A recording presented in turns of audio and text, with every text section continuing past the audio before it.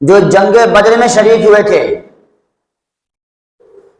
ان کے بارے میں رسول اللہ صلی اللہ علیہ وسلم نے ارشاد فرمایا کہ جنگ بدر کے صحابہ کے بارے میں اللہ نے یہ فرمایا اعملوا ما شئتم قد وجبت لکم الجنہ، تم جو چاہو کرو، اللہ نے تمہارے لیے جنت کو واجب کر دی ہے، جنت تمہارے لیے واجب ہو چکی ہے۔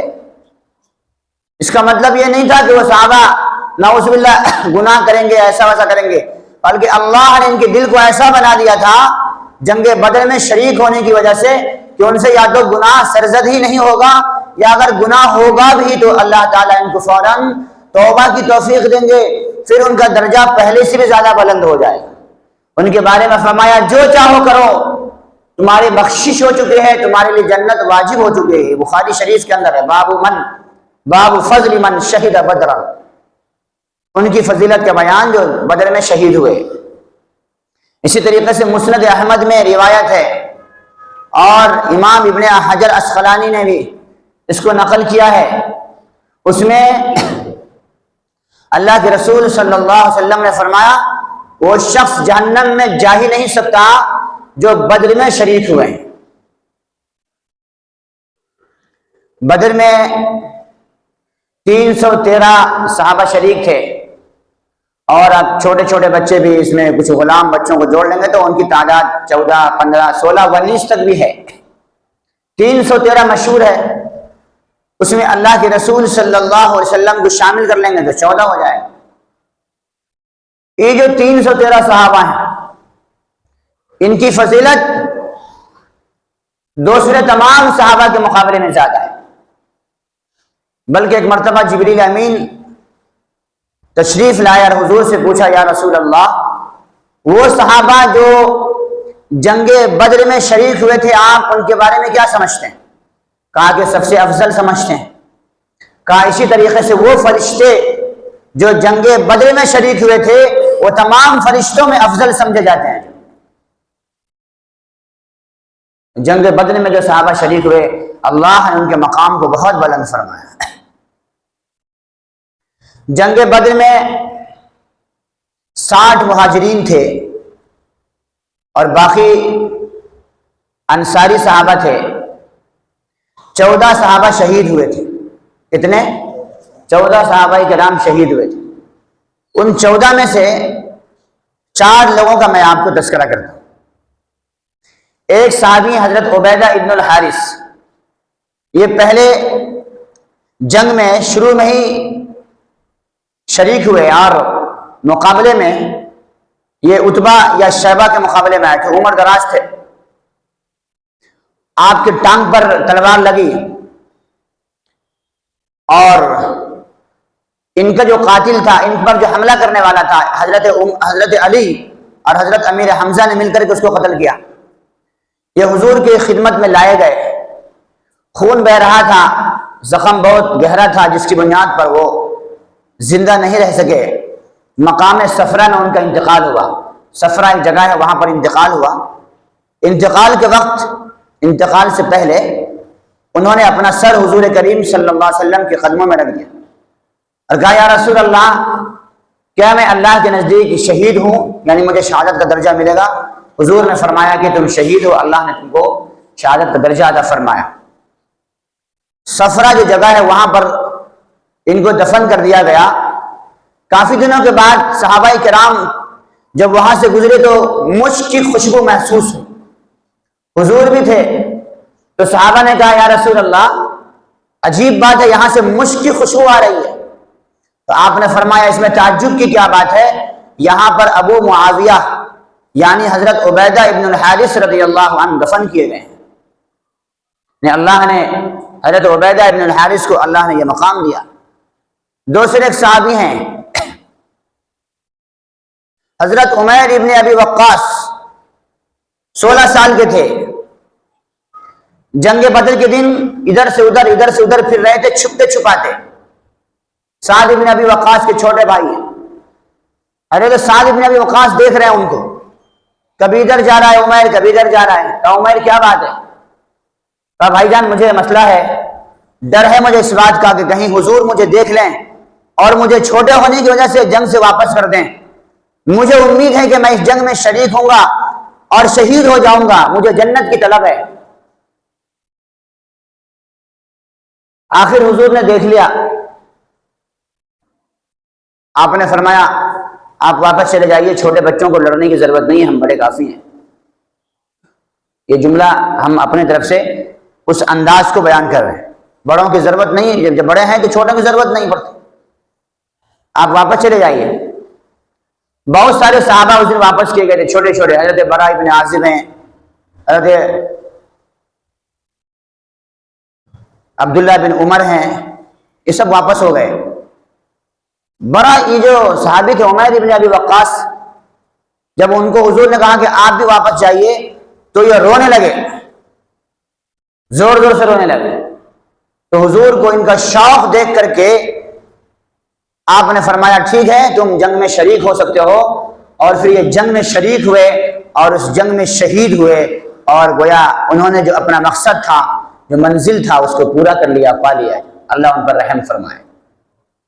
آپ کو ایک اور صحابی کا واقعہ سنا تھا، حضرت سعد ابن خیثمہ رضی اللہ عنہ۔ سعد ابن خیثمہ رضی اللہ عنہ باپ اور بیٹے دونوں مسلمان ہیں۔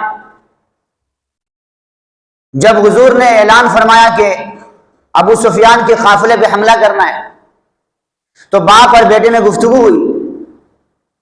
والد نے کہا خیثمہ سعد سے، اپنے بیٹے سے، کہ دیکھو گھر میں بیوی بچوں کے، عورتوں کی حفاظت کے لیے ہم دونوں میں سے کسی ایک کا رہنا ضروری ہے، لہذا میرے بیٹے حضور کے ساتھ مجھے جانے دو، تم یہیں رہ جاؤ۔ تو حضرت سعد نے کہا کہ ابا جان آپ نہیں، میں جانا چاہتا ہوں۔ کیوں؟ کیا اس لیے کہ یہ معاملہ کچھ اور ہوتا تو میں آپ کو باپ ہونے کی وجہ سے آپ کو ترجیح دیتا، آپ کو آگے کرتا، لیکن معاملہ یہاں جنت کا ہے، اور جنت کا معاملہ ہے، مجھے امید ہے کہ میں اس جنگ میں شہید ہوں گا اور شہید ہو کر کے جنت پا جاؤں گا۔ کوئی اور سودا ہوتا، کوئی اور معاملہ ہوتا تو میں آپ کو ترجیح دیتا، مگر اس مسئلے میں میں آپ کو ترجیح نہیں دے سکتا۔ اب باپ اور بیٹے کی بحث ہو رہی ہے، بیٹا کہہ رہا ہے میں جانا چاہتا ہوں، باپ کہہ رہا ہے میں جانا چاہتا ہوں۔ ان کے نام سے قرہ نکالا گیا ہے۔ ایسی مثال ملے گی آپ کہ کوئی اپنی جان اس طریقے سے قربان کرنا چاہتا ہے۔ قرہ نکالا گیا، چیٹی لٹائی گئی دونوں کے نام سے، جس کا نام اٹھے گا وہ جنگ میں جائے گا۔ دونوں کے نام کو اڑایا گیا، جس کا نام اٹھایا تو اس میں سعد کا نام تھا، بیٹے کا نام، بیٹا باپ سے بھی خوش نصیب نکلا۔ اب حضرت سعد خوشی خوشی حضور کے ساتھ جنگ میں شریک ہوئے اور پھر شہادت کی دولت سے مالا مال ہوئے، اور اس طریقے سے گویا انہوں نے اپنی مراد کو پا لی۔ پھر ان کے بیٹے، ان کے جو والد صاحب خیثمہ رضی اللہ عنہ، ان کے دل میں جو شہادت کا جذبہ تھا، پھر اللہ نے اس کو غزوہ احد میں پورا فرمایا۔ غزوہ احد میں باپ بھی شہید ہو گئے۔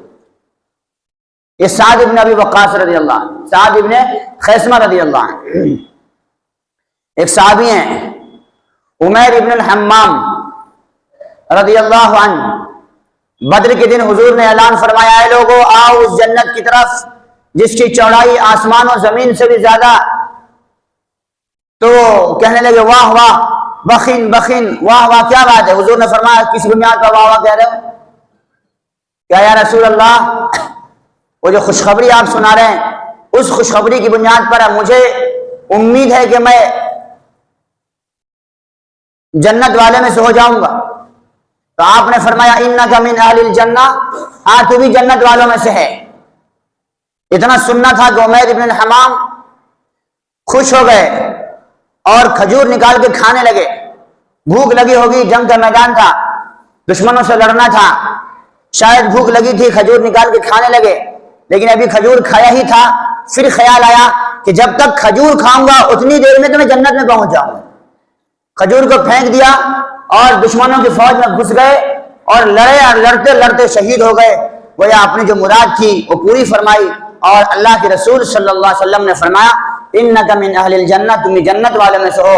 اس بشارت کو انہوں نے وہ اپنے آنکھوں سے پا لیا۔ اب آگے کا قصہ سنو۔ یہ میں نے 4 بدر کے شہداء کا تذکرہ کیا ہے۔ 14 صحابہ شہید ہوئے تھے، طبرانی کی روایت ہے اور صحیح روایت ہے۔